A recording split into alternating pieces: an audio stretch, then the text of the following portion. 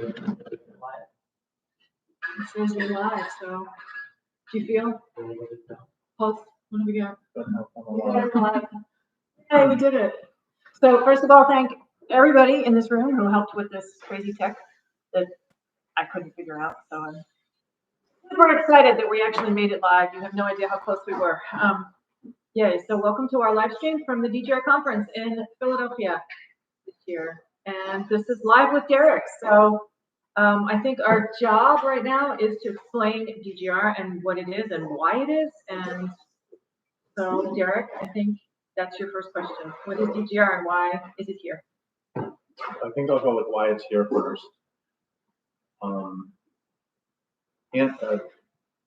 Aldo Leopold famously said that to be ecologically aware is to live alone in a world of wounds.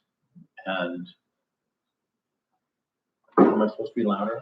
Well, we gotta turn that off. That's just, the background noise is not gonna be fun for people listening. Okay, I'll start over.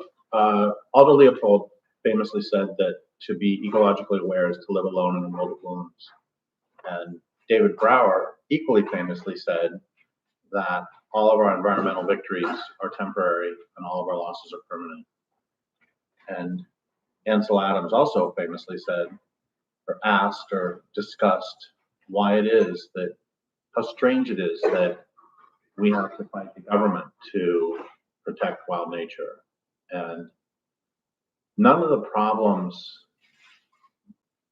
that we face are particularly difficult to see as we live in the midst of this sixth great mass extinction.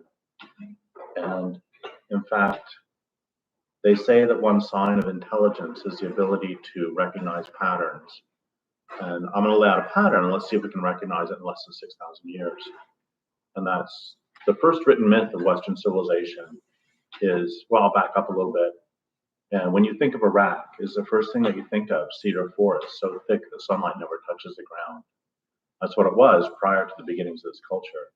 The first written myth of Western civilization is Gilgamesh deforesting the hills and valleys of Iraq to make a great city. And that's the entire history of Western civilization in just a few thousand, or a few sentences and a few thousand words. Sorry, a few sentences, a few thousand years. And Iraq was heavily forested.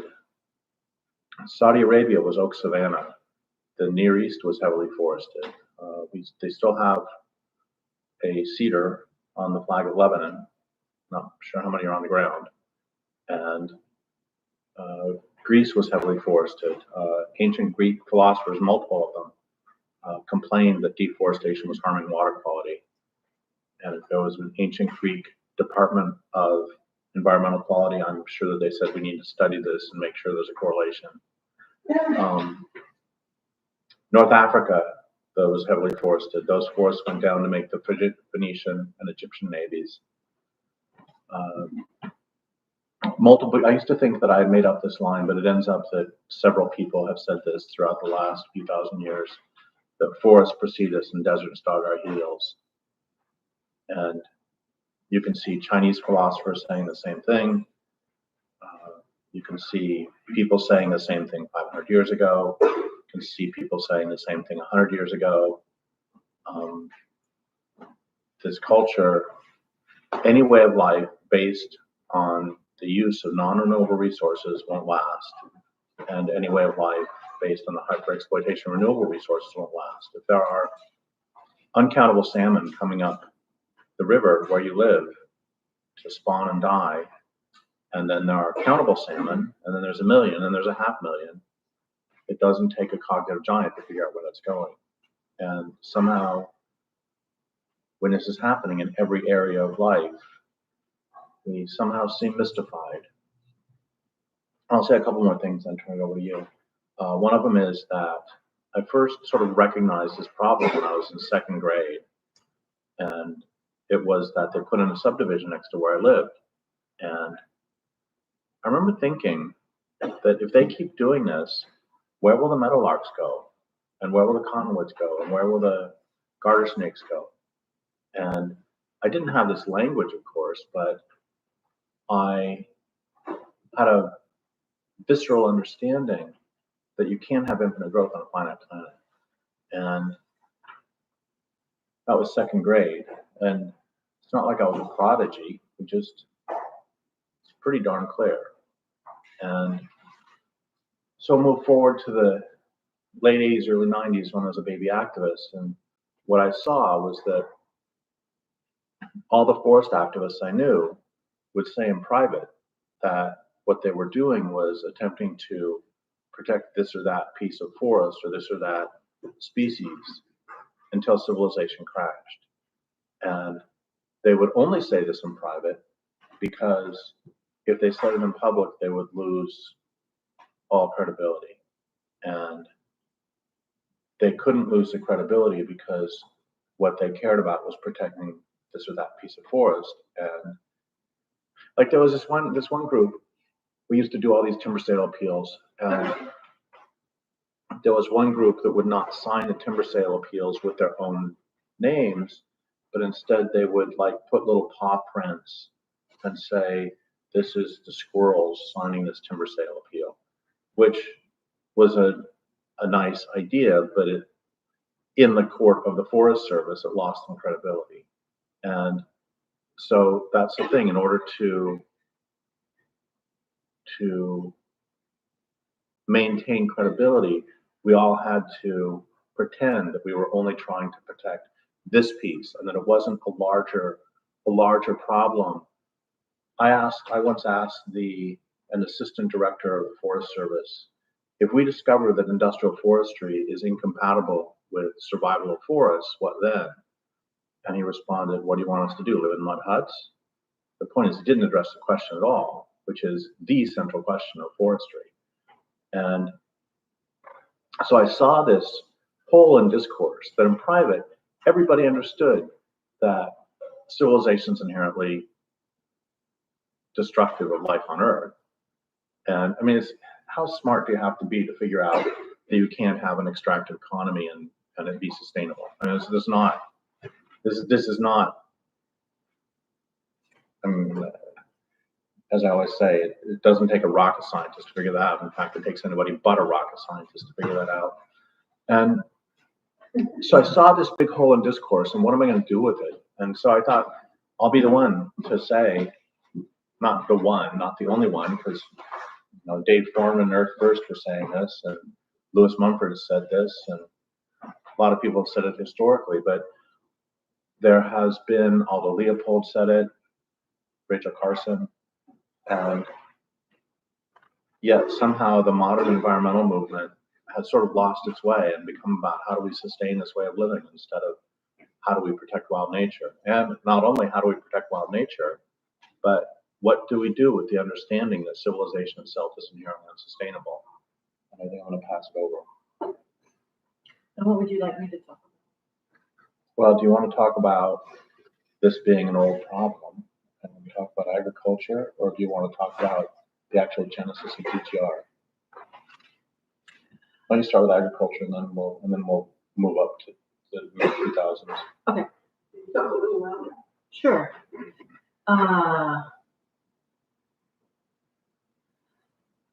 So one of the reasons that I wanted to write the book that we wrote, DGR, was because I really wanted the people who care the most about the planet to understand the nature of the problem.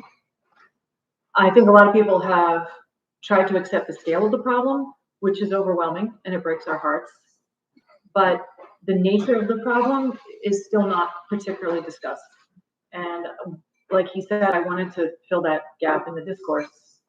And I mean, I make this joke. I say this because I want you to hate me. And that's like my only joke because I'm not very funny.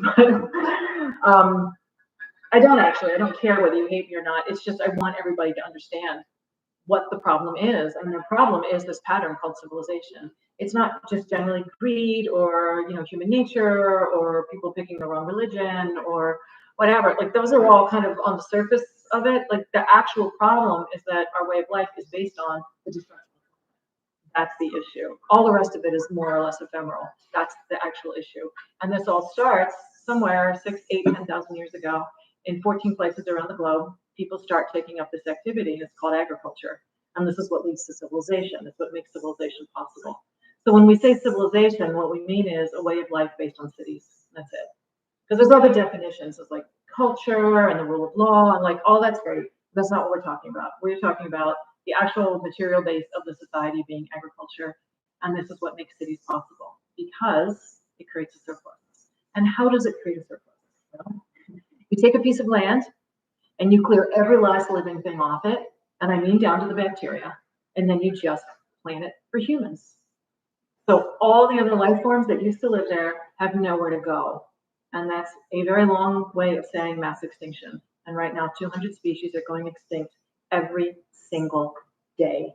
And they were my kin, and I'm taking that personally. So this is the problem. We can't just keep taking. Secondary to that, it's an inherently destructive activity because not only are you wiping out all those species, but you're destroying soil every time you do it. And soil is the basis of land life. Like that famous quote, we owe our entire existence to 6 inches of soil. In fact, when it rains, we can't live without it. So ocean life, yeah, but not land life. This is what makes it all possible. And every time you clear the land, you're destroying it. Soil is like the rest of us. It needs particular care. And it needs cover, and it needs moisture, and it needs a bunch of stuff to stay alive. And the moment that you rip the perennial polyculture off it, so you take down the forest or you destroy the prairie, the grassland, it's exposed and it will die. And just to give you one number, a season of planting your basic row crop, so any annual, you name it, wheat, corn, soy, whatever, you can destroy 2,000 years of soil in one day. And this is what happened at the Dust Bowl. You've probably seen those pictures. You can look online if you've never, but in the 1930s, and there's entire farms that just lost all their soil in a 24-hour period. So that's what happens. Nature does not want to be a cornfield. It doesn't want to be a monoculture of any kind. It wants to be a forest, and it wants to be a wetland, or it wants to be a prairie, depending on the moisture and where it is. But it wants to be a perennial polyculture. It doesn't want to be an annual monocrop for humans. So you're destroying the soil, you're wiping out all these other species, you're suddenly destroying the water table because all the water's gone. And the water has no way to enter the soil once those deep-rooted perennial plants are gone, whether it's trees or grasses. So you basically just created a desert. And there have been 34 civilizations. Every last one of them has ended in collapse. And they last between 800 and 2,000 years, literally until the soil gives out. So this is the pattern of civilization. You've got this bloated power center, right? That's the city. And then you've got conquered colonies around it. And that goes on. It takes everything at once, as far as it can reach, and then it all collapses because it's on drawdown the whole time. It's using it up, and there's no replacement. And eventually the people start starving. And grim as it is, the last proteins in the cooking pots are always human. So it's cannibalism. People are starving by the end of this every time. So it collapses, and then it pokes its head up again in the neighboring region, and the whole thing starts all over again. The problem with living in the city is that you've used up your stuff. Think about a city, there's no food there. Look outside, what is it? I mean, it's concrete, it's stone, it's brick, it's bare dirt.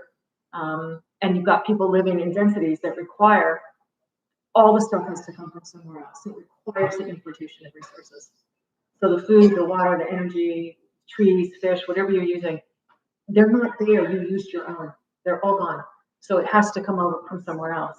And this is it doesn't matter what beautiful, like peaceful, spiritual values we all hold in our hearts. You're going to be dependent on genocide and militarism because nobody willingly gives up their stuff. You're going to have to conquer your neighbors and take it. And that's why civilization always ends up militarized. And so agriculture makes that possible, but it also makes it inevitable. So because of agriculture, you have this temporary surplus. And that means you can now have a stratified society. You've got the king and the priest and whatever on top. Sometimes they're the same person. Sometimes there's two different people, but they're on the top. You've got some, the priestly class above that. You've got the soldiers. You've got the sort of skilled work people who do things like metalworking. And then finally you've got slaves. And pretty much everybody's a slave. So we talk about Athens as the great birthplace of Western democracy. Over 90% of the people were slaves. They were enslaved. And you can go around the world and you will find the same thing over and over again. And this is why it's backbreaking labor. But you have a military class now, and they're fed from the surplus of agriculture. So you've got a class of people whose job is war. And like I said, agriculture makes it possible, but it makes it inevitable because you have to conquer your neighbors. And this is literally the history of the last 10,000 years in like 2 minutes. So that's everything. That's all. That's what's happened every single time this pattern rises up. This is where it ends with a complete collapse. And and we've wrecked the human, our capacity to be what we should be with each other, which is, we're soft mammals who are supposed to love each other. And what are we instead? We're just militaristic little robots running around inside the mega machine. So it wrecked all of our capacity for that care and compassion as well, because this is what it requires of us. So, and patriarchy starts, and racism and all of it. So all of that is an addendum to this basic problem. And there's no way to do it well. This is not like a bad day of agriculture. This is what it is. You take over the land. All of the life has to be removed from it, and then you fight it over and over and over. And that's what plowing is. You're fighting the fact that the plants want to come back. You burn them, you plow them. It wants to be a forest. It doesn't want to be a cornfield, and you have to fight it. And all the creatures that you're choosing there are just gone, and most of them are extinct. So that's what we've done for 10,000 years. So that's the problem. The good news from the perspective of the people inside the city, the good news from the perspective of the people inside the city, I'm going to toss this back to you, is that not only must you conquer, but you now have a competitive advantage.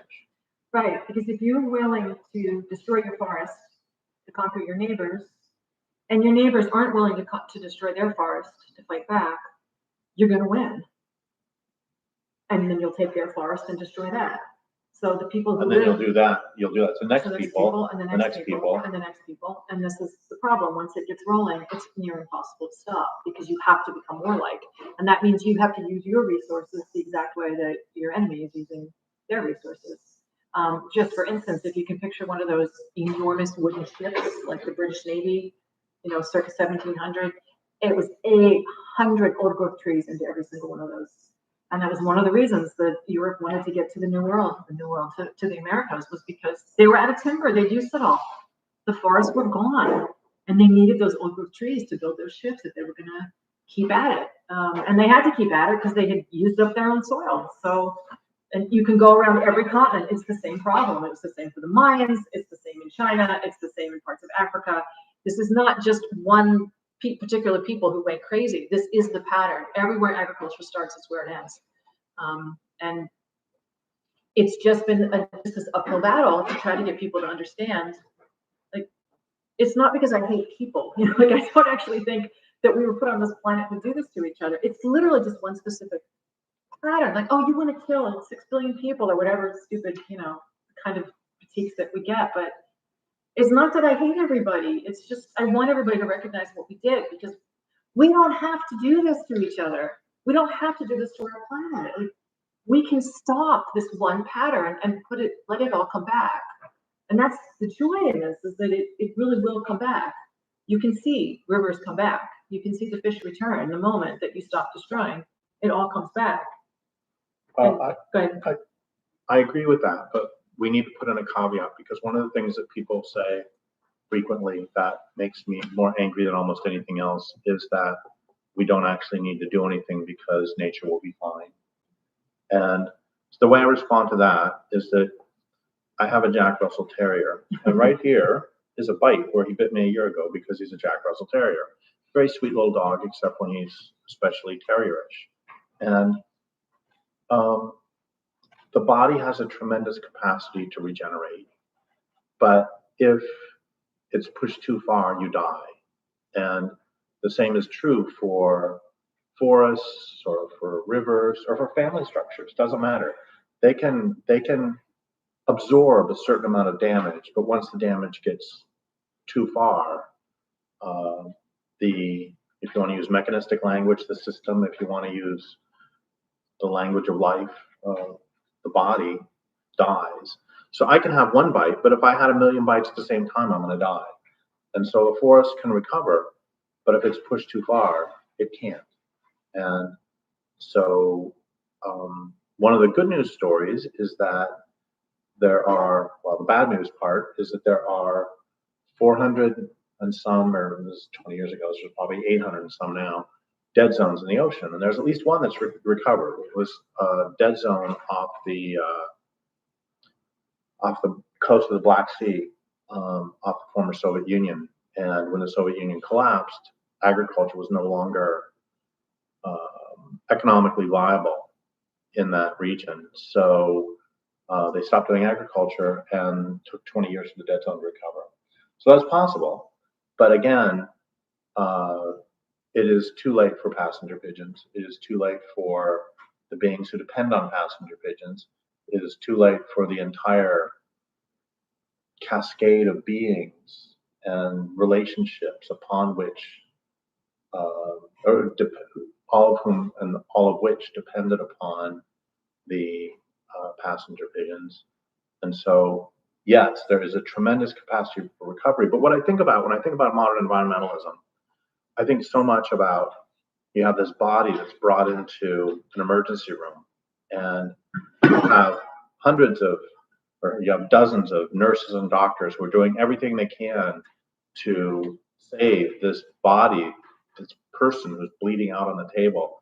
And they're, bandaging things, and they're putting in infusions, and they're doing everything they can, except they're not actually stopping the serial killer who is standing there continuing to stab the body. And so there is a tremendous capacity for recovery, but that presumes the insults don't continue.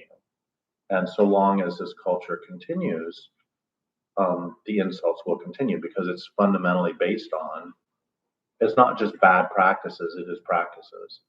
And so either A, we talk about DGR, and later we talk about why people don't resist in terms of Mumford and the Magnificent Bribe, or we do the Magnificent Bribe first and then go to DGR. I think we should go to DGR first. I just want to add one thing. Sure. Life evolved under a very narrow set of circumstances. So there's a very narrow range of conditions on this planet that let life happen, and we're blowing past every one of those boundaries. So this idea that somehow it's going to be fine, I understand emotionally why people need to feel that, but I think we need to face the baseline truth here is that we really could be left with a bare rock in another few hundred years. And it's all going, it's all just feedback loops on top of feedback loops heading in absolutely the wrong direction. So it gets worse and worse. Every time you read another article about it, there's like, oh, okay, so that's now even worse. So, the ice caps melt, and then it's darker, and then the sun is absorbed even more, and so it's even hotter, and so then the ice melts even faster. So that's one feedback loop that's happening. And so, I remember the day that the Larsen B ice shelf fell off, and it was like, how are we just wandering around pretending life is normal? Like a huge chunk just fell off and just melted into water. And I was like, am I the only person who saw that in the news? I was like, what? And we just go about our business, because I think nobody knows what to do. But we just sort of, you get tired of that, right? It's like, part of the problem is that people generically, I'm not talking about the people in this room, but generically, people don't particularly care. And one of the ways I highlight this at talks sometimes is people will say to me, so, the world really will be okay. And so we don't, we just need to not really worry about it so much, just live a good life. And when somebody does that at one of my talks, I always ask if anybody in the audience has a knife. And somebody always has a pocket knife. And I ask if I can borrow the knife. And then I go down in the audience and I take the knife from them and I open it. And then I walk over to the person who said that the world's going to be okay. And I say, can I have your hand, please? And they say, no, I'm not going to give you my hand. And I say, well, why not? I'm not going to kill you. I'm just going to cut off your fingers and then your toes. And then I'm going to flay you alive. But I'm not going to kill you. And if at any point your heart stops, it doesn't matter, because there's bacteria inside of you and they'll be perfectly happy. The bacteria are going to remain and they'll just consume this dead flesh. But it's not really dead flesh, because it's just transformed. So I don't understand why you're so concerned. And, or another example I'll use, they'll say, look, we're in 1940s Europe, the Nazis are killing Jews, but there's some Jews in the Middle East, there's Jews in the United States, who cares? Or like if a serial killer breaks in and they're killing your family, It's like, you got relatives in Cleveland. What's the big deal? And it's very interesting because the rest of the audience will get it, and the person who is desperately keeping their hands in their pockets usually doesn't. But the point is that whether or not we collectively turn the planet into Venus, or turn it into some sort of, no, we don't turn it into Venus, we turn it into a dead Earth, because Venus is Venus and the Earth is the Earth. Whether or not we do that, or whether we reduce it to just extremophile bacteria near sea vents, or whether it does recover, there are injustices happening right now to members of my family. And we need to stop those injustices, and we need to make the circumstances for it to recover. I mean, we feel nothing but contempt generally for like the good Germans. We even have that phrase, because how can you stand there and do nothing? And I gotta say, that's just a few million humans. This is, I mean, as horrible as that is, this is every last living creature. Like every last living creature is under threat. And we need a word like good Germans to say, why is everybody just standing by? How can we just let our only planet die? I don't understand how people don't feel the emergency of it. And I don't mean that you should go around and do crazy things because you feel desperate. That's not a good way to behave either. But the motivating, well, no, of course it doesn't. Yeah, I mean, it needs to be thought out very. What now is sort of the next question. But I don't understand how people aren't. I mean, if you're in this room, I assume that you feel this, but I don't understand the rest of.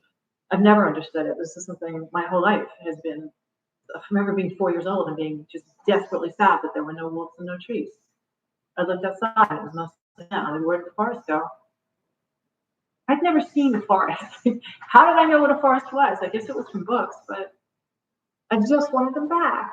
And sorry to cry, but I just never understand how people don't feel that. How you do not love your kin. I don't get it. How do you not want them back? I just want them back. So anyway, that's what motivates us. And that's the basic analysis. It's a thing called civilization. It's a very specific pattern. It means taking over land and just using it for humans. When for whatever, how many million years you want to say, some form of human was here, 2 million, 3 million. We took our nourishment from inside living communities. We didn't impose ourselves across them. So hunter-gatherers, pastoralism, that even horticulture, we can grant that a little bit, but full-on agriculture, no. There's no way to do it that's not just inherently destructive, where you're just taking over the homes of other creatures and declaring that only humans get in here. So that's it. That's the pattern, and this is what it's led to. The whole planet just got eaten by it. So we can stop doing it. That's the hope. And so that's why we try to talk about it. If we can get the problem on the table, we might be able to find solutions that match the scale of the problem, because support, that's just not out there. So how did DGR come about? How did it come about? Where do you want to start? What would be the moment? Well, so I wrote A Language Older Than Words, which is about how A Language Older Than Words, Culture Make-Believe, and Endgame are kind of an informal trilogy. And A Language Older Than Words is kind of how the culture is psychologically irredeemable. What are the psychological, or it's also another way to say it is how do you make yourself sane in a crazy culture? And then Culture Make-Believe, I wanted to address what are the sociological means by which we become crazy. Or another way to look at it is once you sort of make yourself sane and you look around, what do you see? And it's about how competitive economies lead to atrocity. That's the short version of the 600 pages. And then after that, I wrote Endgame, which is about how the problem is not just psychological or social, but the problem inheres in the way resources are moved about. And the fact that we perceive the world as, Culture Make-Believe is also about perceiving the world as resources. What happens when that happens? Because I use that word, but I hate using that word because trees aren't resources. And there's a great line by a Canadian lumberman, when I look at trees, I see dollar bills. And if when you look at trees, you see dollar bills, you treat them one way. And if when you look at trees, you see trees, you'll treat them another way. And if when you look at this particular tree, you see this particular tree, you'll treat it differently still. So how you perceive the world affects how you behave in the world profoundly. Having said that, if I just say all the beings in the world, I'm just dismissed as woo-woo, so we'll say resources for here. So it's how you move resources, which once again are living trees who are cut down, how you move bricks who were part of moving soil who are now moved. Anyway, so Endgame is really about how civilization itself is inherently unsustainable, no matter what thoughts you have, because we are right now in a city that has too many people for the land to support, and that's inherently unsustainable. And I'm kind of appalled that I even have to make that statement, and it ends up being somewhat controversial. It's pretty clear. So those books were out, and then we're left with what do we do? What do we do with that information? Because as I said at the very beginning, there are a lot of environmentalists who are doing wonderful work, protecting this or that scrap of ground that they love or whom they love very much. And as David Brower said, when many people here were not yet born,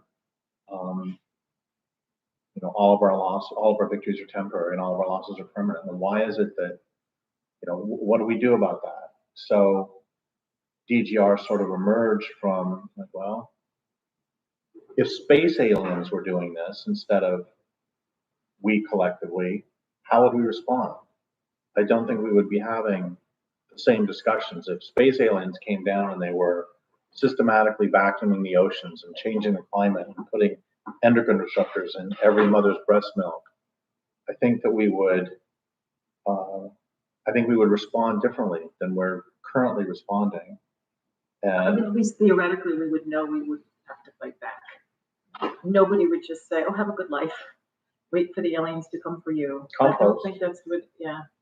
So there was actually a very first gathering we did where we tried to gather really anybody who wanted to talk about this. So sort of anybody who sort of had, sort of shared some of this analysis about civilization being the root of the problem. So, and then we had a whole program we were going to do all weekend with whoever came.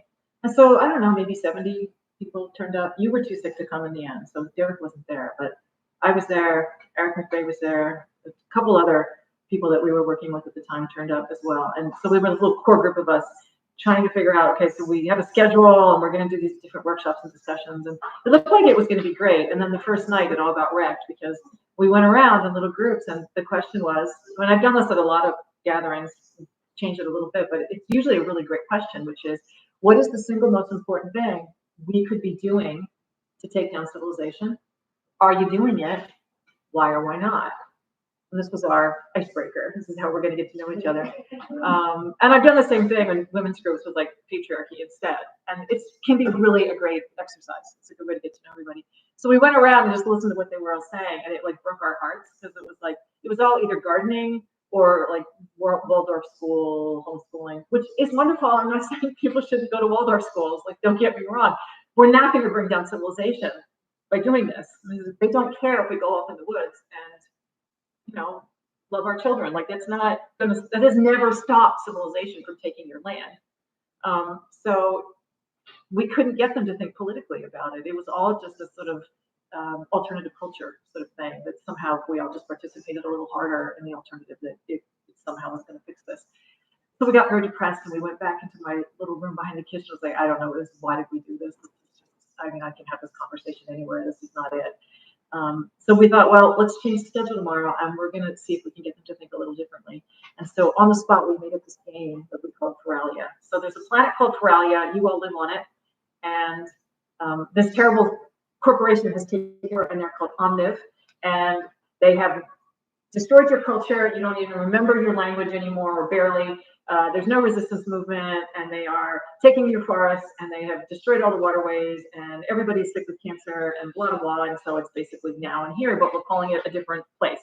And there's one group in charge called Omnipot. So how would you stop them?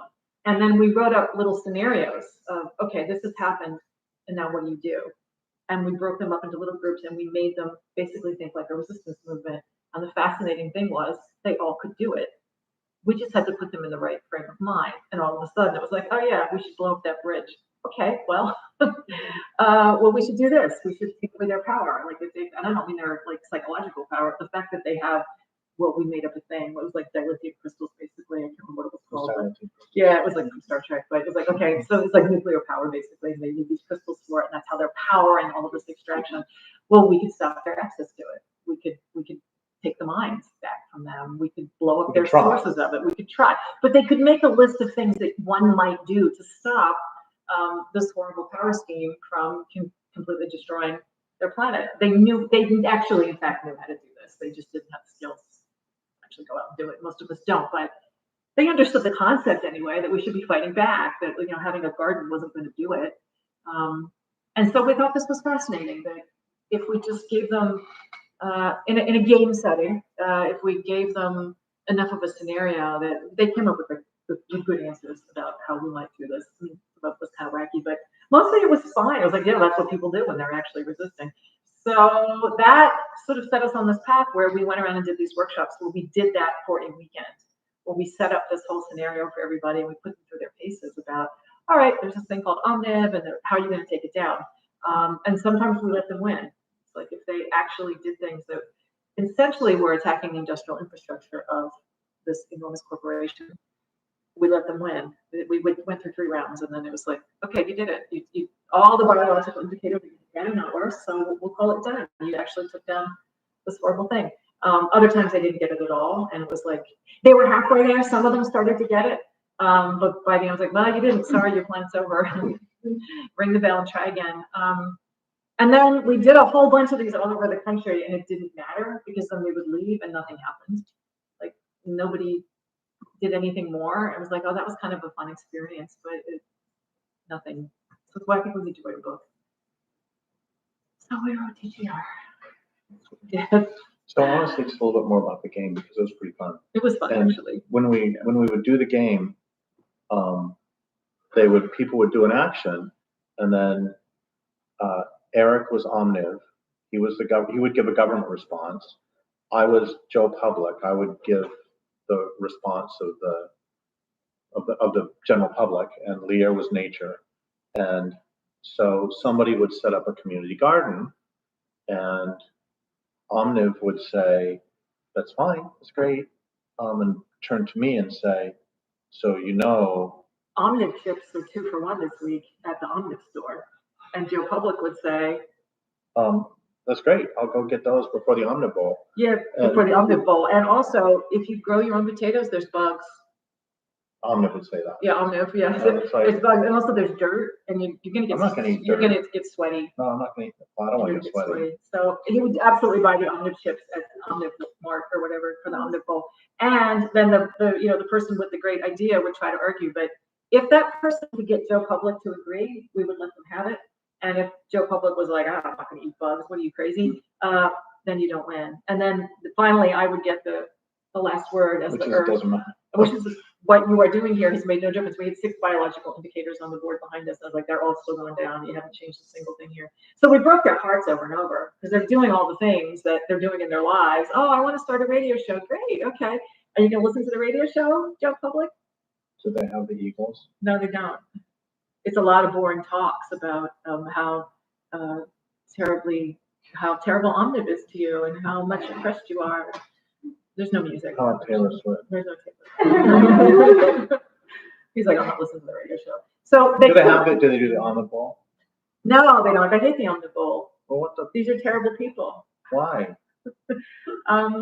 Because they want you to be miserable, of course. And we provide Omnip Bowl and Omnip Chips 2 for 1. Come on. No, I'm not gonna watch. She's not going to listen to the radio show. So sorry, radio show made no difference in the biological indicators. So one by one, all of their projects, which I'm sure in real life are wonderful, the point was they weren't changing anything, that it was actually the health of the planet doing any of the things that we are all doing. Or when they did something that Every once in a was, while, they like got you jumping. mentioned earlier, blowing up a bridge. Yeah. It's like, so I blow up a bridge and it's like, great, how do I get to work? Fuck you. I would say to Omniv, arrest all those Arrest them. fuckers, So then get rid of them. some people would get arrested. And Omniv would say, I don't know Who who they are. It's You're like, gonna have to tell me who they are. I don't care. It's all of them. Just arrest anybody. We Yeah, just want to right. feel better about this. I need to get to work because I got to pay my mortgage. And somebody has to I pay couldn't for get to this. work. Now I have to drive 2 hours 2 hours. every day instead of like 45 minutes. So it's like, great, you pisses me off. interrupted some infrastructure, that's great, and So also. this is going to cost me sleep. It's gonna cost him, and also half of you have been arrested, so now you're down half, and some of you are gonna be disappeared because you actually did something. So this is the price you're paying, so then it's a race to the end. And sometimes by the end, every single person in the room had joined the underground group that was doing massive disruptions to the infrastructure. And at that point, we pretty much would let them win. Oh, except So it's very yeah. important that, what's his face? One time they tried to take territory and they lost utterly. It's like, Oh, you are yeah. not prepared to take territory. Oh, another time they tried to attack a military installation. No, that's the stupidest idea ever. Yeah, and I was like, no, sorry, you're all dead. End of the game.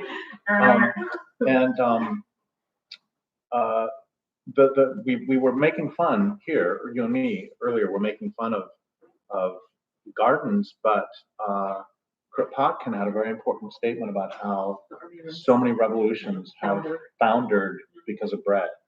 And so if the gardening people said, as soon as there's, as soon as the bridge is taken out and we can no longer get food in the city, it's like, We can feed have you. some food. And then they would actually come up and hand me some potato chips, literally. Yeah, she did. She's like, oh, well, who are you? And what's the garden all about? And then he wanted to learn about the garden. And then, oh, look, we have a film night. And we're teaching how to think. So like, well, maybe I'll go to your film. So then they were able to, if they could get Joe Public to say yes, we would grant them. That was usually through food. Yeah, it was almost always. Which I think is historically It's accurate. going to be true. So anyway, So sometimes if the alternative food system is independent of the politics, it still only appeals to a small group. But if it's central to the resistance, then we recognize it plays a very important role. So we weren't just knee jerk against food systems at all. no, I mean, they had I've to said convince Joe Public to do yeah, it. and this is out of the Parale game, but ever since COVID, one of the things I've said all the time is if we didn't collectively learn the importance of localizing food systems through COVID and through the entire shutdown of the economy, then it's like we're not going to learn it. So that's really, really localized food systems. No matter whether you care about wild nature or not, localized food systems are incredibly important. Anyway, the game was great. The workshops were wonderful, and we did make some good friends. But it came to nothing. And so it was like, this is just a waste of our time because nobody's taking this and running with it. Like they may have learned something, but then we would talk to some of them months later. You just bump into somebody. Oh, hey, yeah, and they're like, yeah, what was that all about? Like it just was so depressing. It was like that was all they could come away with. It's like, well, we've just made no difference at all here. So we're going to write a book. So we wrote the book, and then we get canceled and all that. But yeah, that's why. And then so we was like, well, we should form an organization actually, because I don't know, if you don't have pot, you can't boil water. So we've got to do. There are people out here who really want this information and who agree with us and who have come to the same analysis themselves. And what next is always the question. So what if we had a way to ask that question on a more collective level? Because personally, no one person is going to have that much of an influence on how big and bad this all is. So it's going to be a group. So what if we were that group? What could we do? Could we at least spread the analysis? And one thing we really wanted was at least can we get it on the table?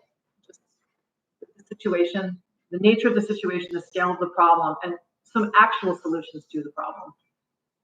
Can we at least be able to talk about that? And that was sort of one of our main goals, was at least just to open up, just for having the environmental movement at least be able to talk about this. And I don't know that we were in any way successful at that, but I mean, we're still here. In terms of that, yes, but in terms of the real world, everything's worse. Everything's worse. So far it hasn't worked. So far, if we were playing the Parale game, it'd be like. But we're not arrested, and we do have food, so it could be worse. Another way to look at this is we're kind of, in some ways, I've never said this to you, I think you'll agree. We're kind of Earth first, generation two. And we absolutely are. That's what I used to say in those talks. Not directly. So this, but- by the way, is how I get almost all of my ideas, is that she will say something and I'll go, 5 years later, I'll go, yeah, I got this great idea and you probably won't agree with this, but. No, because like when we did Coralia, the first 3 groups were above ground and then the second 3 groups were below ground, and you got to pick. Everybody's self-selected. And the bottom 3 were you're an independent saboteur. The next one was like a small independent cell, so like 6 or 7 people. And then the last one was actually a paramilitary organization that was organized to attack industrial infrastructure. So those were the 3 groups. And if they didn't enough of them get into number 6, they just couldn't do it. But Earth And that first, wasn't because we cheated, it's no, because it's just they the just facts couldn't, of it. they You couldn't can't- pull you off don't have large scale enough you can't do actions. it without that kind of an organization. So Earth First is, I mean, I did that stuff. I mean, I smashed my share of Windows people. I mean, I know what this is about. But the groups 1 and 2, that's Earth First. That's the bulk of what happened in the 80s and the 90s.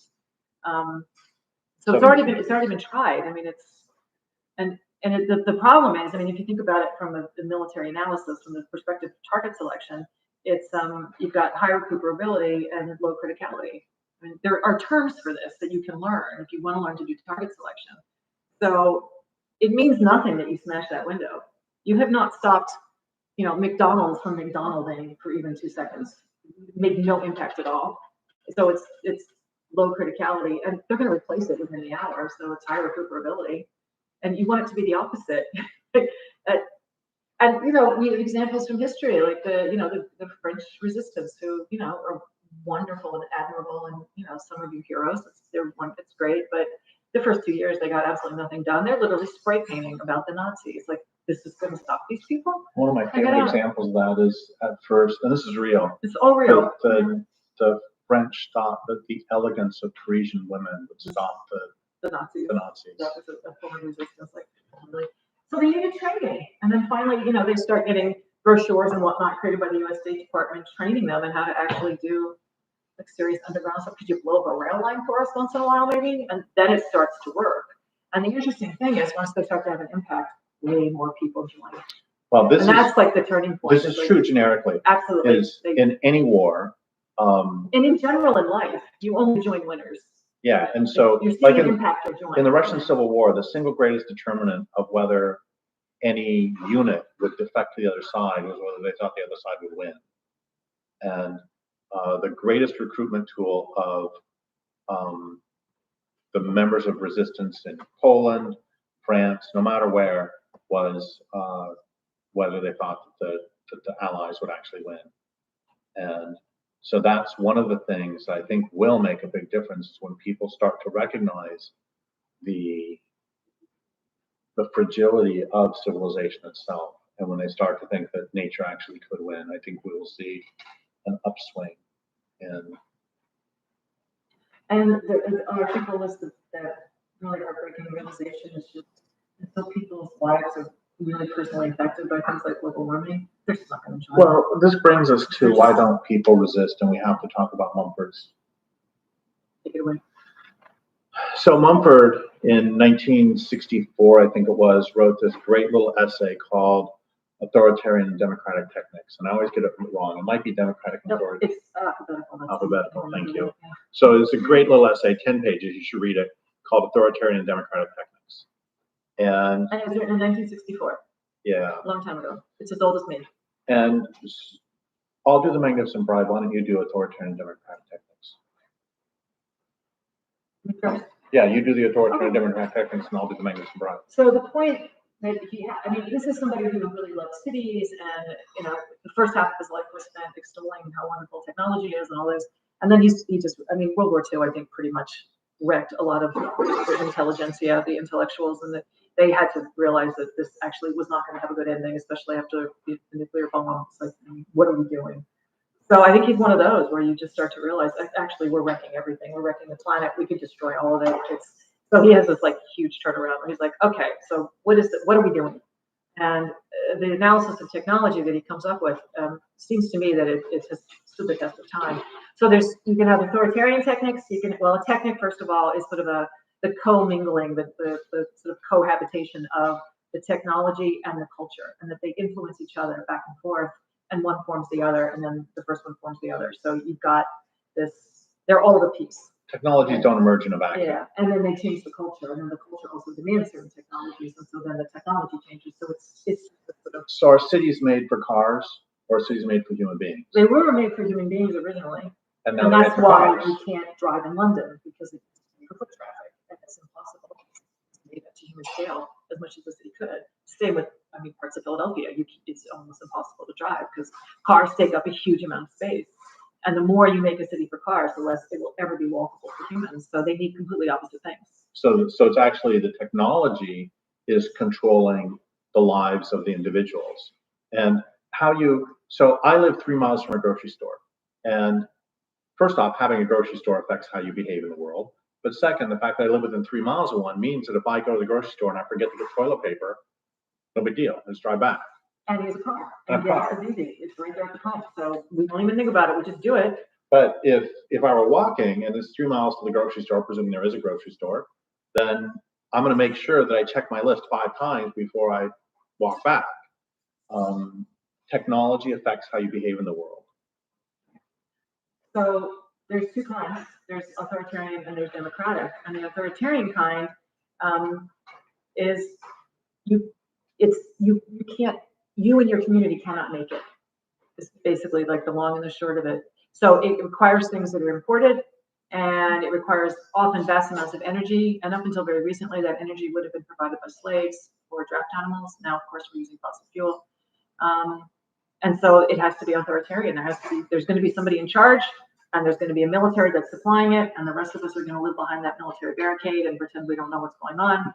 And all the wealth of fossil fuel will be ours, and we'll have riches beyond the pharaohs of old. So a great example is mining. Mining is one of the worst ways to live in the world, and is one of the first forms of slavery. Not the first, but one of the first forms of slavery. And because it's so dreadful, you have to force people. And so if you're going to have a way of life based on metals, you have to have a way to steal the land, because people are living above the mine. You got to steal the land in the first place. Then after that, you have to force people into the mine. Then after that, once you smelt the ores, you have the refined ores, and you have to have a police force, because otherwise any reasonable person is just going to go up and steal it because it's worth something. And then you're going to need huge acres and miles of trees to do the refining. So you're going to deforest vast areas of the planet. And that's hard work. You've got to have slaves to do that. So all of that's involved in a bus. Tell them the story. Oh, this is great. So this guy was interviewing me, Nature magazine. I've been interviewed by Nature several times, and every time they've been anti-nature people. It's such an anti-nature magazine. Anyway, this guy's interviewing me. He's a dedicated Marxist who believed that it was possible to have an industrial economy with no coercive exchanges whatsoever. Everything's voluntary. Every exchange is voluntary. I said, great, do you have cities? He said, yes, of course we have cities. I said, great, how do you get around in your cities? So we have buses. I said, great, what are the buses made of? He said, they're made of metal. I said, great, so where do you get the metal? He said, from mines. I said, great, who works in the mines? And you see where I'm going with this. And he said, well, we just pay people to become miners. I said, well, how do you do that? Because mining is a really miserable way to live. And he said, well, you just pay them a lot. I said, okay, I'll give you that. But what do you do with the fact that every single hard rock mine in the world pollutes groundwater? So what do you do with the people who live right next to the mine next to the river? So you pay them to move. I said, well, they don't want to move. So you pay them a lot. I said, what if they've lived there for 5,000 years and their ancestors are buried next to the river, and so they will not move? He said, how many of them are there? I said, what difference does that make? I don't know, 500. And he said, well, the 1 million people in the city vote, and they vote that the 500 people have to leave. I said, oh, so what you're telling me is you've gone from completely voluntary exchanges to democratic empire, land theft from indigenous people, and genocide, all in the space of less than a minute. It took 45 seconds. I was listening. It was amazing. And also you can have a bus. And so the point is that these... And he didn't get it. Yeah, he didn't get it. He didn't get it. It was not a revelation to him. It's like, oh, this is all just... he still didn't get it. He's like, no, we can still do this. He's actually written books. I've looked him up. He's written books since then. Sold more than ours. Yeah, sure. Anyway, so the point is that a certain technology will be authoritarian because it requires authoritarian power structures. In order to have a mind, you have to have a police force. And soldiers. And soldiers, et cetera, et cetera. So, But it's not just that. Oh, and we'll do democratic first. Sure. Democratic is there are other technologies that don't require authoritarian power structures. For example, pottery. Anybody can get access to mud. That doesn't mean that some people aren't better potters than others, but Omniv, can't control your access to mud. Weaving is the same way. Nobody can control your access to fiber plants. And some people are better than others. And then it doesn't matter necessarily the weapons or the items, whether or not they're used for violent means is not a determinant. A bow and arrow is still a democratic technique because anybody can find a piece of wood, anybody can find a piece of fiber or catgut or whatever it is you're going to use, a string. And on the other hand, a gun is an authoritarian technique, not because guns are inherently evil, but because a gun without bullets is useless, and a gun without gunpowder is useless. And as the French found out in in the Napoleonic Wars,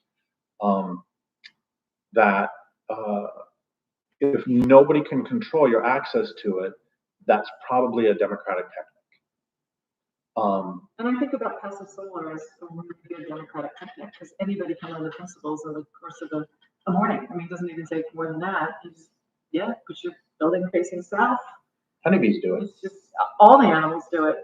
They always build with keeping the sun in mind because it's nice to be warm in the morning. So, so that's an easy one as opposed to solar panels, which are, as you all would probably agree, some of the worst authoritarian techniques that we have ever created are those. So even if they're put on rooftops, doesn't matter where you put them. It's the technology itself. It requires all of this horror. So, and I mean, and some of that land is never going to heal except on a geologic timescale. That's how absolutely toxic these products are. So authoritarian techniques are not only authoritarian because they require authoritarian power structures and lead to authoritarian power structures, they're also authoritarian techniques because they end up controlling society. Who runs society?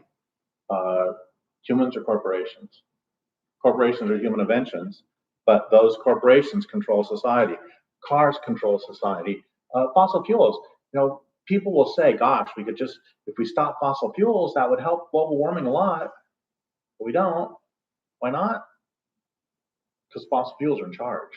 They're actually running society. And right now, so we have this concept of the technosphere, which I'm pretty sure Jeremy Andrew made up. And so that's all of it wasn't Jeremy Andrew great. Yeah. So it's all of the stuff that is completely human made. So right in this room, it's completely the technosphere. There's nothing living except the human bodies, and everything else was something. Those are fake plants. I hate to tell you, those are plastic. Everything in this room is the technosphere, and they've actually weighed the technosphere. So everything from cell phones to skyscrapers has been weighed. Don't forget to mention concrete because that's all of it. Concrete, yeah, that's all of it. Everything that humans have produced, and then the estimated weight of all the living creatures still here on the planet, including bacteria. Yeah, all of it. The technosphere weighs 7 times more. So the machine is winning, and for whatever reason, we let ourselves just become cogs in its service. Well, for whatever reason. Not helping us. So here's the reason. Here's the reason. Probably. It's right here. This is television right here. Yeah. Lewis Mumford talked about why is it that we've all surrendered so easily to this. We can all see that this is just killing everything. And it's because of what he calls a magnificent bribe, that we have access to greater luxuries. I did a talk in Budapest in a palace. And in that palace, I said, we have access to greater luxuries than the people who built this palace. We have instantaneous communication. We have ice cream traders. We have travel. We have modern medicine. We have little computers we can put in our pockets. We have cell phones. It's so funny. when telephones came out, they were actually quite unpopular. Yeah, people hated them. And Because it Jung, was such an interruption Yeah. to your peace of mind to have that bell ring and you didn't know when it was coming. People hated it. They really resented yeah, it. Jung wrote an essay Can you about it. imagine now? We're so used to just not, the level of peace people had once upon a time just meant People can call you anytime and just get access to you. And they were horrified by it. Yeah, and now we carry around our pockets. And beg people to And text us. I read this thing that, what is it, it's like 20% of people will stop and check their cell phones during sex. Yes, during sex. That would be a deal breaker. Yeah, seriously. I know, right? And They read in the shower, like they're reading their Yeah. cell phones. Like, what are you talking about? and also, Oh, those the ones about the kids. I was going to do the finger. Yeah, that one. Because that was children. It Go was people ahead. under 25. Okay. Yeah. Go ahead. Is it a quarter or a third? It's somewhere. Doesn't Is matter. it 20%, 25%, something? Of people under 25, no joke, said they would rather lose a finger than lose their cell phone. And if the house was on fire, they'll take their cell phone or their laptop before their cat.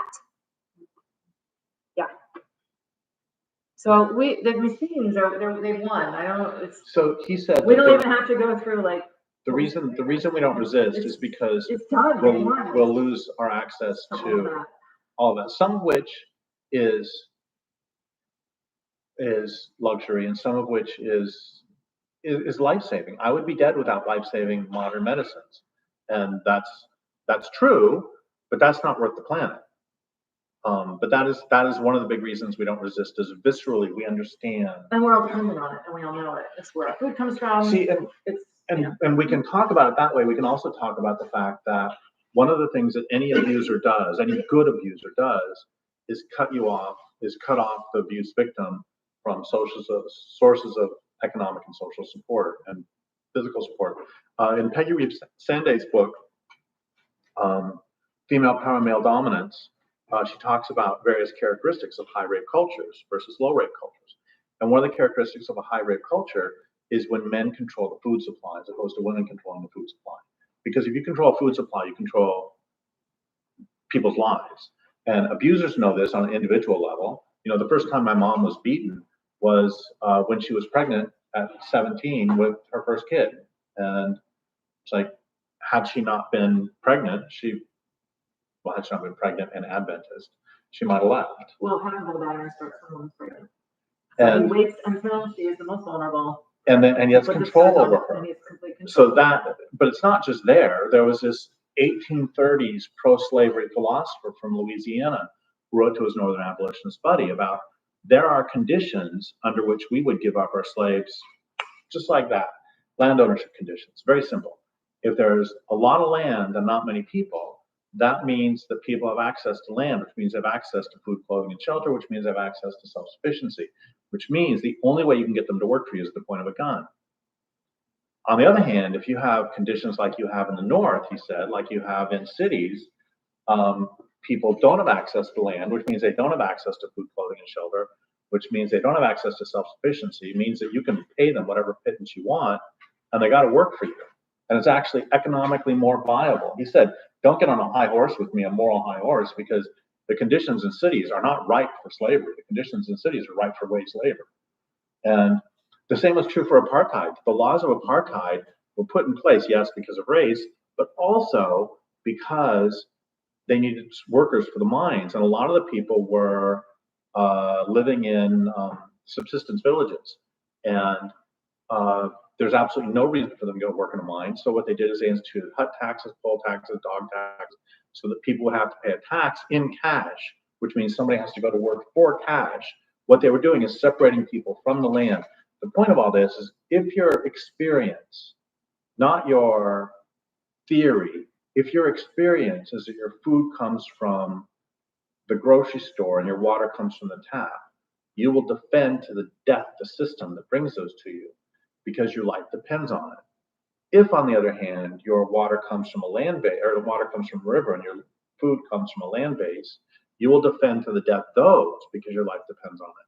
So one of the things that has happened is that the system has inserted itself between us and the sources of life. So yes, it's a magnificent bribe in terms of luxuries, in terms of, wow, we get all these great things. One of my favorite album titles of all time was the Doobie Brothers. What were once vices are now habits, and that's how it is for luxuries. What were once luxuries are now necessities. Nobody had electricity 150 years ago, and now, oh, I remember the first time. In fact, it was one of the DGR events. We went to this hotel, and it was out in the country, and it was one of the first times, and the guy at the hotel, we asked him if there was Wi-Fi. He didn't know what it was. And he said, we got cable TV. We can give you all 50 channels or whatever. And okay. I was. It was very sweet, I was, actually. it was, except I was. Some of our companions were so addicted, they were like, what? I could see it. They were like, what? How are we going to live without the internet for an hour? No, I was having difficulty. I mean, that's the thing. That's how addictive all this stuff gets, is that, suddenly this thing that I'd never even heard of 5 years before taken over. Now it's like, oh my God, I have to go an entire night in a hotel without Wi-Fi. What am I going to do? Talk to your friends. And we actually did have a really fun night. That was about Ed. The joke. Yeah, we laughed. Oh my God. So it was great that we didn't have the internet because we actually talked to each other. But my sister, when she was job before the job, she was working in a college institution, and it was in the art department, and nobody had ever set up a little coffee station for everybody who worked in the department. And she was like, this is crazy. Why don't we have a teapot and a coffee pot? So she with her own money, set up this little, and got the coffee and the tea and the milk and the sugar. It's like, at least now we have some snacks here. And then the internet went down for 2 days in the building. They had some kind of technical thingy or whatever. They were replacing something. And she said it was amazing because suddenly all the elements were there. There was a public space, that third space they talk about, that has to be that, like a pub or a cafe. It's a great good place, they call it in the book. She had made that space, and what it meant was when the internet went down, everybody gathered there. It's like we had never talked to each other before. We're in this building day in and day out, year after year, and sometimes, and we just go in our event and we and we do the internet, and that's it, and then we grade papers, whatever. But there's never a moment where we're all just being human together, sharing snacks and doing that human thing. And so for 2 days, they all were hanging out in the common room together, drinking tea and coffee, and just, they were working too, but they would come and just gather sometimes and just, oh, hey, how you doing? And she said it was so wonderful. And then, of course, the internet came back up, and that was the end of it. They would just sneak off, get their coffee, run back to their offices, and the social thing. But it just destroyed their capacity to be social together. Well, that's what I'm taking this a different direction, but that's one of how addictive these technologies are, is that within, I think it was 30 years, so basically one generation of the introduction of metal to the upper Mississippi Valley, a several thousand-year tradition of pottery making disappeared completely, like 1800, 1830 or something like that, or 1770 to 1800, whatever it was, within a generation. Because why on earth would you spend all that time making a pot when you can just have a metal container which won't break? Yeah, which won't break. And you can put on the fire. Yeah. I remember there was this throwaway comment I was reading, and it was a history book, and I was before the American Revolution, so maybe 1750, but it was this throwaway line about how the local indigenous people were all starving because they didn't have bullets. Something had happened. They didn't have enough money to buy bullets, so they couldn't hunt. I was like, 1750, are you people serious? Just not how long ago, 2 generations, they would have known how to make spears and bows and arrows and do trap pits and whatever. They would have known how to hunt. This is the most basic human activity. Are you serious? And they were all starving. But that was so fast. That's how fast it goes. And that's magnificent. Every culture we come from, that's what happened to us. And now here we are. So that's the magnificent bribe. The reason we don't resist is because we'll lose all our goodies, and many of us will lose our lives. Yeah, and then we're stuck. We're all dependent. So it's a good abuser. This is why I like to work when I first read it. It's like, yeah, it's a good abuser. This is the thing. And I love the word addict, because addict comes from the Latin root, the same root as edict. And what it would mean is a judge would issue an edict, and it means to enslave. A judge would issue an edict addicting one person to another, that is, making one person another slave. So I am a burglar or something, I rob somebody's house, I then become their slave, or however it works. I don't know any of that. I'm making that up. But the part that's true is that addiction really means enslavement. And that's one reason. Another reason we don't resist is we're all addicted to the technologies. We are collectively addicted to this way of life. And part of the problem is there's just, the famous line about how addicts don't quit till they hit rock bottom. The problem when you're addicted to abusing others, as Lundy Bancroft made clear, is that you're not the one who hits bottom, everybody else does. So coho salmon are hitting bottom, we're not. That's one reason that we collectively are not going to go. Here's I should have said this much earlier. Here's how, and then we should probably wrap up and Let do. them talk. Yeah. But when I would do my endgame talks, I would often, and before then, I would ask the audience, and back PC, pre-cancellation, Right. I would ask audiences, I might have 1,000 people in the audience, I would say, how many of you believe that we're going to have a voluntary transformation to a sane and sustainable way of living? And out of thousands and thousands of people that I ever asked that question, nobody ever said, yes, we're going to have a voluntary transformation. Oh, one guy one time raised his hand, and they looked around and said, oh, voluntary. No, of course not. And the point is that we will have a transformation to a sane and sustainable way of living, or we won't be living at all. That's just true by definition. But will it be voluntary? Nobody thinks so. And the next question is, so if you don't believe we're going to have a voluntary transformation to a sane and sustainable way of living, what does that mean for your strategy and your tactics? And we don't know. And the reason we don't know is because we don't talk about it. So that's one of the reasons that we wanted to make DGR, is to start talking, to raise the public awareness of the situation. You can't do a struggle. You can't participate in a struggle. You can't strategize a struggle unless you are really, the first rule of warfare is you want to get intelligence. You want to know the situation. You want to know what situation you're facing so you can make decisions as to how to proceed. And this is true whether you're a doctor. A doctor friend of mine always says that the correct diagnosis is the first step toward proper treatment. And that's true in the military. You have to do analysis. What do we do? What do we want to accomplish? So there's a question. We don't often ask these as environmentalists collectively. What do we want to accomplish? And then how do we get there? How do we do it? And most environmentalists, and there's nothing wrong with doing this, most environmentalists are simply trying to protect this or that piece of ground. And they're so busy doing that they can't step back and say, what are the larger, or they can, because like I said earlier, They'll say it in the background. They'll say it in the background, They'll say it in private. but they don't say it in public. But I think we need to have a public discussion about what do we want and what exactly is necessary to get there. And then when we figure out what's necessary, we figure out how are we going to do it. Okay, so we've talked way too much, and we'd like to see if you have questions or comments. And we can repeat it so that. Yeah, we'll repeat it too. Look, that's what they said. Yeah, I can't read without glasses. Authoritarian technique. Yes. So how do you think Group 6, the paramilitary, comes about in the game? In the game, how did it come about? No, I mean, how could it possibly come about in reality?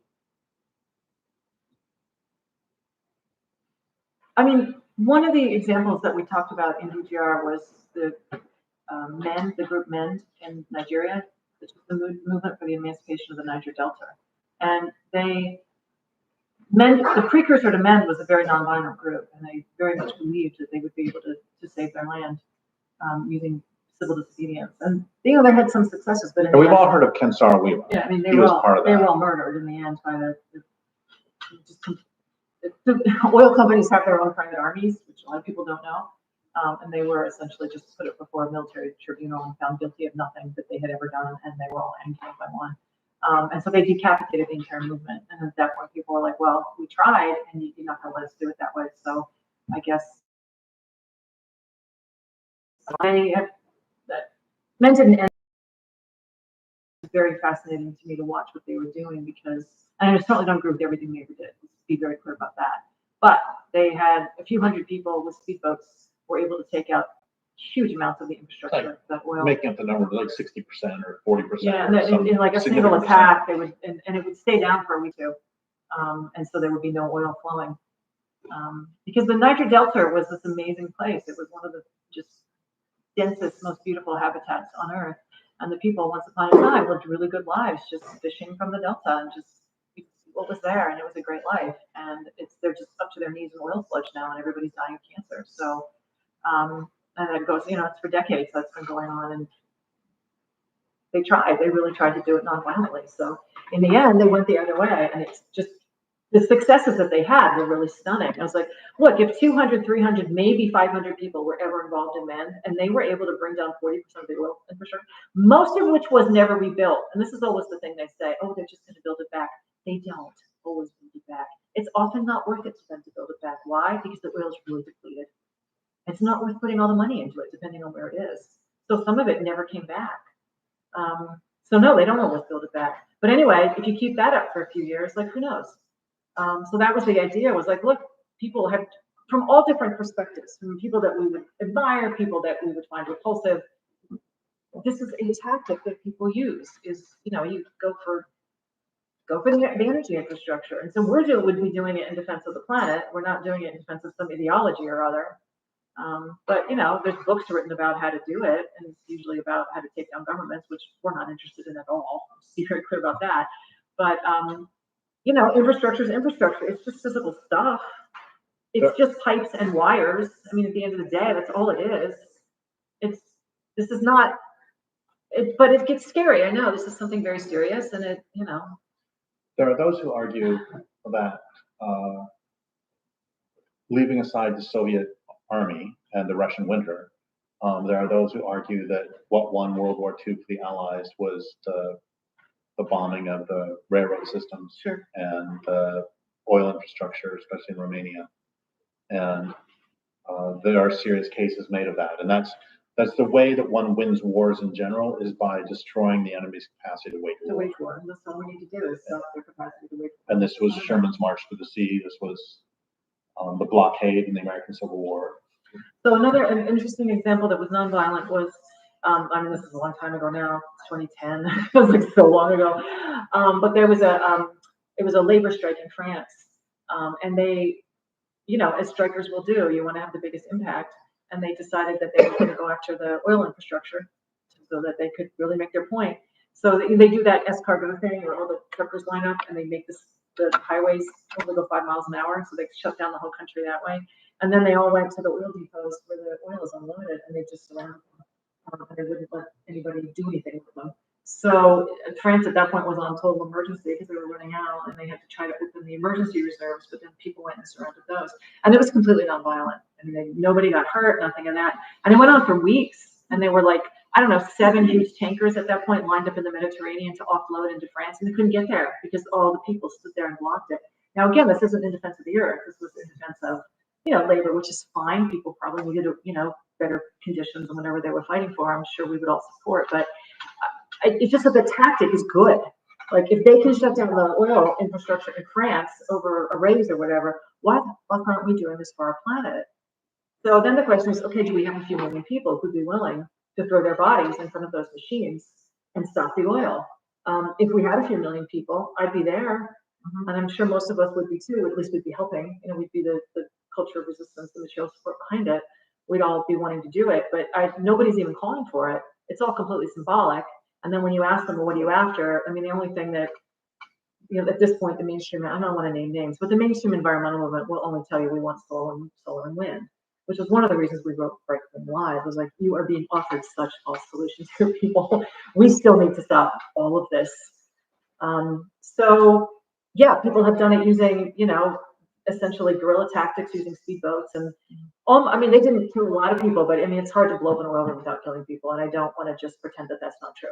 I do think you could do it without killing people. I think you could give them warning. I think you drag them off the rig before you did it. I think if you really cared not to hurt humans, you could do it, because the nodes are really, really easy. They're so obvious in the ocean. That's where they are. We had to take this out of DGR actually, but it's the Louisiana offport oil. It's called the Louisiana offshore oil port, and that's like 50% of the oil from the United States comes in through there. And they actually, that's too much. You can't say that in a book. I was like, all right, fine, I'll take it out. But anybody who did basic research would find this online. That's where the huge amount of oil comes in. And all you can just blockade it, people. Just get out there in boats and blockade it. You know, I'm not even saying you have to like do anything scary with things on fire. Like, I get that it should be scary. I want us to take it seriously. I'm not saying this in any lighthearted way. It's very, very serious to take on something like that. But you could do it with nonviolence. If we had 1 million people, we could get this done. And my problem is I don't see 1 million people. And it breaks my heart that we are not willing to protect our planet. Here's part of the problem, and I'm going to say this, and then you go to pre-revolutionary. You'll know what to say. Sorry, I keep doing that. So in California, when they passed Prop 215. Oh yeah, the marijuana. Yeah. Prop 215, right? Yeah. Prop 215. It made it so you could. Card was what everybody had. Yeah. Okay. So you could grow medical marijuana personally, and it was left up to the counties to determine how many plants were reasonable for a person to grow. And the county where I lived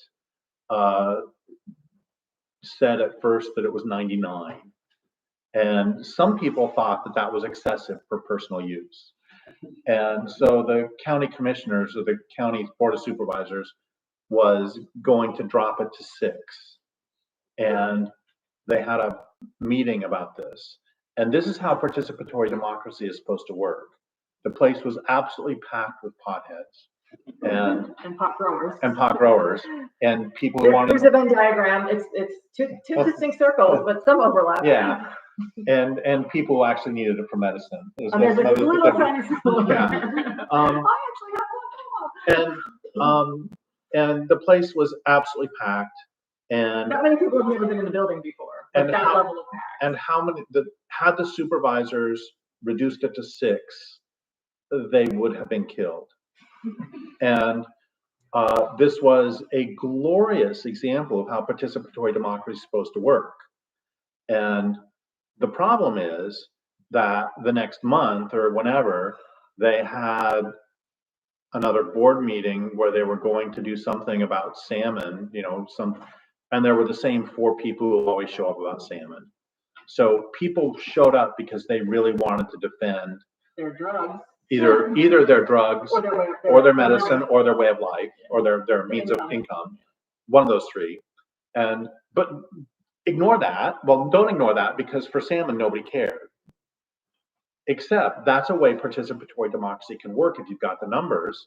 And this is where you go to pre-Revolutionary War, the United States, the colonists. The Americans, the non-British. Right. They set up their own court systems. They set up. Yeah. So on the way to the American Revolution, there's this entire other set of institutions that they build, and this is one thing you have to do if you actually intend to challenge power is, or what's going to replace it, because it can't just be chaos. I mean, nobody wants to live in that. So they start to develop their own. Well, they have their own economy first of all, and so there's this very strong part of the the lead up to the American Revolution is to only buy American goods from Americans. So because they were a colony of Britain, I was like, we're not buying your fabric anymore. We're not buying cotton from you. We're not buying wool from you. We're only buying American homespun goods, and you could tell the difference.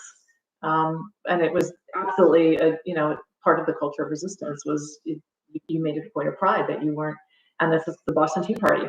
We're not paying these taxes. It's no taxation without representation. That's the motto. And because if otherwise you're a slave, and we're going to be citizens here. So all that tea gets dumped in the harbor. But that is why to this day we are a nation of coffee drinkers and not tea drinkers. America is unique amongst ex-British colonies not being tea drinkers. You cannot get a good cup of tea in America. Trust me, I'm a tea drinker. It's not here. Coffee's everywhere. You cannot get good tea. That's why it goes all the way back to that. You did not drink tea if you were going to be, on the side of the American Revolution. And then they set up their own court system. And they didn't have any power of enforcement. It only worked by social pressure. But people would go there instead of going to the Crown Court. And they had really serious cases that were decided by people who couldn't put you in jail or fine you particularly. There's nothing they could do if everybody, but it held because of the social pressure. It's like, I'm sorry, you broke the blah, blah, you owe this guy $500 or whatever, and they would pay it. Because if you didn't, your neighbors would hate you and people in church wouldn't talk to you. And so that's like it's an interesting example of this sort of the build up to it, how you have to create first the culture where you're going to have loyalty to these new ideas and this new sort of concept of what it means to be free people, and then to build those institutions. So you're going to need a court system, for instance. You're going to need an economic system. So how are we going to make this possible? And you see them writing in their journals and in their letters and the newspapers, like, no, we actually need our own economy. We're way too dependent on the British. We can't break away yet.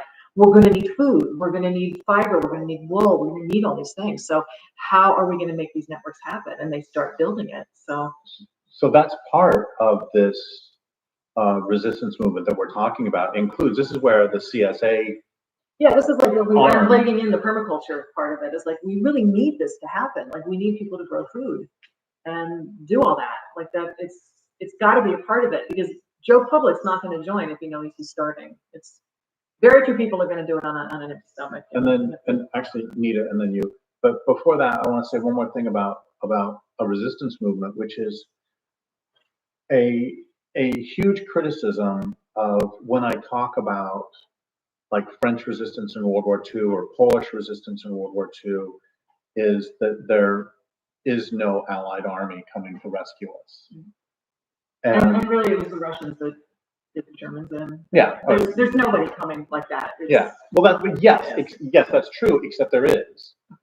And that is hurricanes and I mean, yeah, but they're not particularly rats targeted. and termites. Yeah. And well, they're targeting cities. Rats and termites are.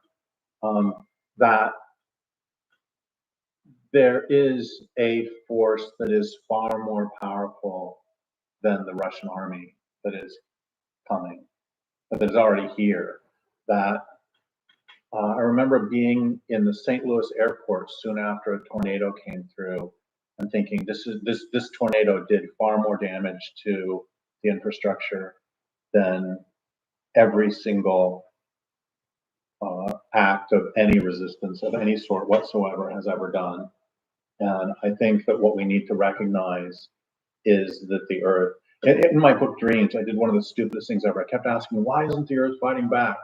And then I send the book off to the publisher, and the next day it's like, well, shit, that's like the stupidest question I've ever asked. Because the Earth is very much, and what do we think that is happening every single day? It takes tremendous energy to keep all the Iowa cornfields. And every weed on the planet is resistant. And all we have to do, or one of the things we have to do, this doesn't answer your question of how we do this in an organized fashion, but I think we do need to recognize that there is that force that will eventually win, and we can join them. So Nita. We can at least use these openings. Yeah, absolutely. Anyway. And then Nita, and then Yeah, Robin. Yeah, I wanted to say that I think there is a force out there among humans, and I've only believed this in the past 2 years. I sit out in Central Park in New York, and I see birds and squirrels, and I'm there all afternoon, and people walk by, and 2 years ago, at the time that the Columbia protests began, the students changed. It's like all of a sudden they're not on their iPhones anymore. They don't, it's like they talk to me. Before, no young person would talk to an old lady, They talk to me and they start talking about the birds, so they're interested in nature and so on. And I always get into because I used to be a journalist and I'm very interested in what's going on in the Middle East and other places in the world. So I asked them if they were protesting Gaza and so on. And a lot of them tell me yes, and a lot of them tell me they're afraid to, but they do in their hearts, And then I get into the thing about the destruction of the Earth, and they're very receptive for the first time. And I talked to them about your book, about the myth of human supremacy, and they always write it down. And they went, and it's like, many of them, and this happens about once a week. And many of them will actually sit down on the ground. There's no benches where I sit on a rock, and there's only one rock. They sit down, and they'll sit there for an hour or 2 hours asking me questions because they want to learn. They don't know. They haven't been exposed to any of this. But they're open to it. Now, I don't ever see them again, because they're just passing through. So it doesn't go anywhere in that sense. But I think that this is the target audience, because people are also, they're interested in protesting, they have energy. It's like, and I talk to people, and I get this from students from all over the world. Yesterday, I had a group of acrobats from Scotland they were students, but they were here for some acrobatic convention on Broadway or something. Totally interested. I mean, one of them kissed my hand when she left, you know? And I'm talking to them about this, exactly this in the park. I mean, I have people from New Zealand, from all over Africa, from all over Europe, from all over the United States, and they all say the same thing.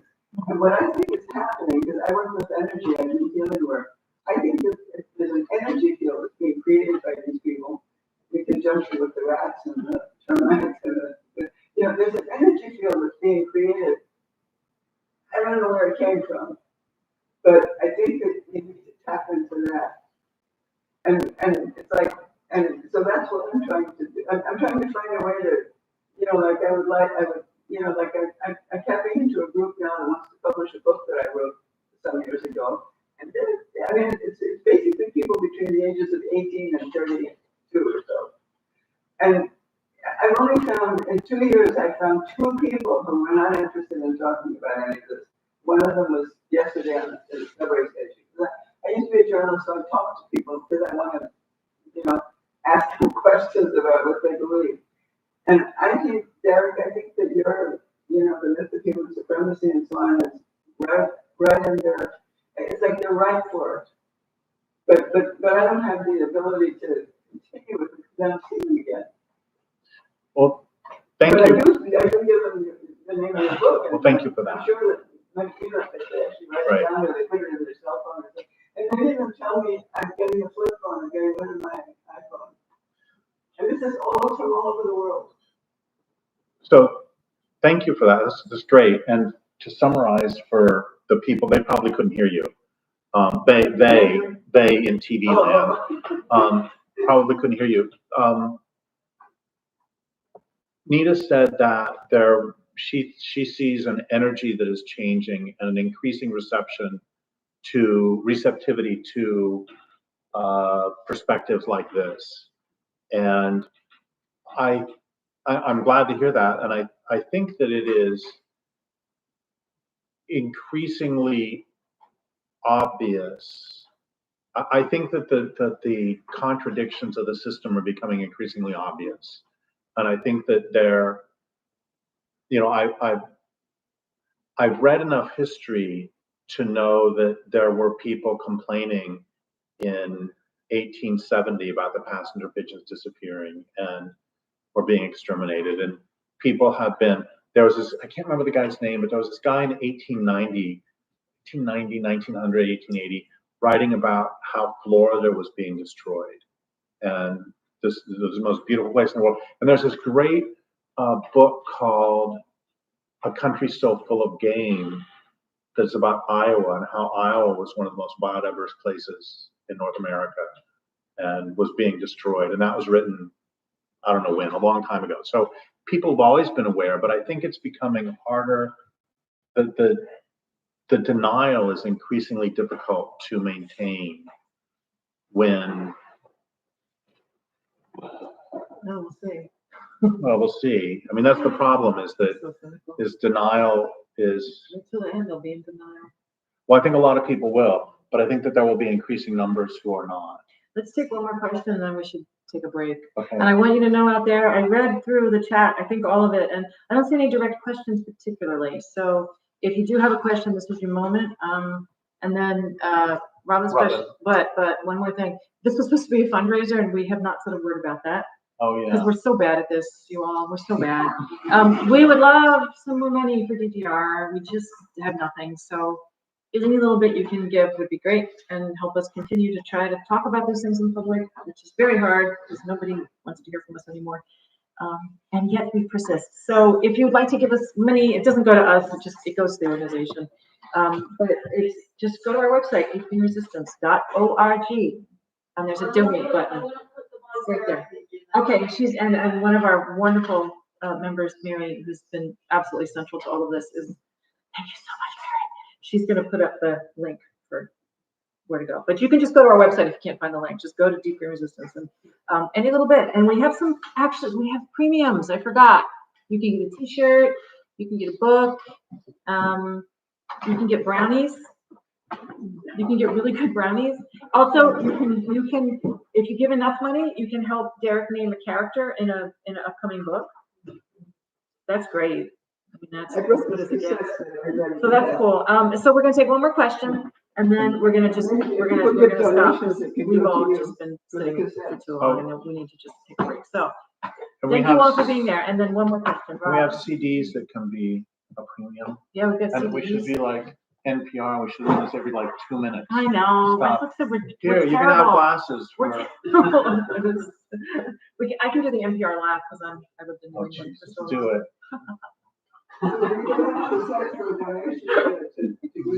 Okay, final question, and then we're gonna let you all go.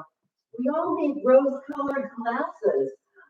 That's what we should offer as a premium. That would be so funny. That's a actually. great idea. That's funny. So, I've been this actually relates to what you were just saying. I've been really concerned about the addiction and indoctrination of youth through ads on television, the internet, social media, organized team sports. Like kids don't go play in the woods anymore. They don't play in the street. They don't even play on the playground. They're all herded into soccer or the equivalent. And the educational system. How do so like we're relying on the children who are currently ages 4 through 17 to come up in the next decade to 2 decades and continue this fight, because by that time you'll be in your 80s or late 70s, and you're going to need those youth. But those youth are currently already being indoctrinated through all of these means. What do we do to give them a chance at That's really hard because the parents are gonna have to step in, and the parents themselves are addicted. But I remember starting about a decade ago, and especially if I had to go to the airport, there would be these, you would hear about this, but I saw it, these like 2, 3, 4-year-old kids just glued to these like computers made for children kind of thing. And then, you read these studies and it's completely horrifying. They arrive at nursery school, they can walk and they can run a little bit, but they can't climb, they can't skip, they can't kick a ball, they have no gross motor skills because they've spent, never mind the fine motor skills, because they spent their tiny little lives glued to screens already. And what that is doing to their brains, I cannot even imagine. I don't know what the future holds for this next generation. If people en masse are not going to stand up and say no to social media on behalf of their children, there's just really no hope until the internet goes down. So that means when civilization does finally collapse and there's no more electricity, that generation that comes next will finally be human again.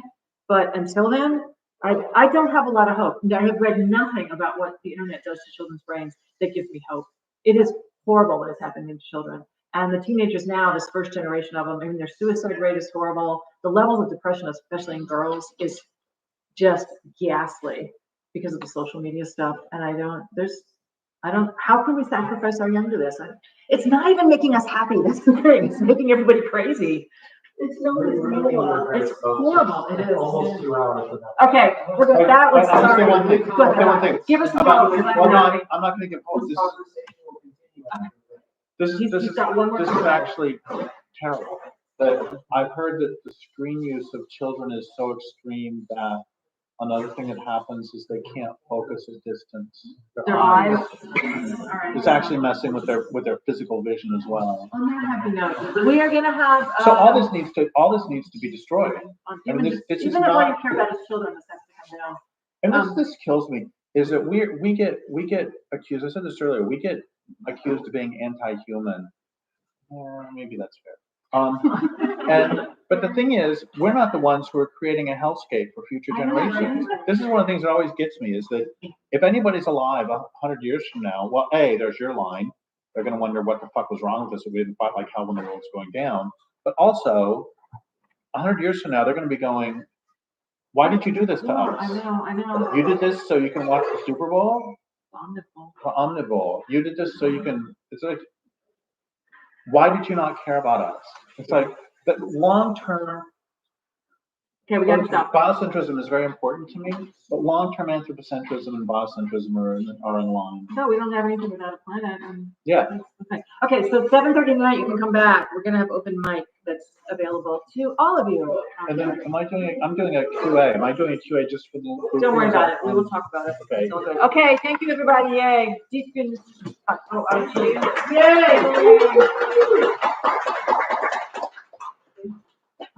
There, that's it. I found it. All right, there we go. And it did.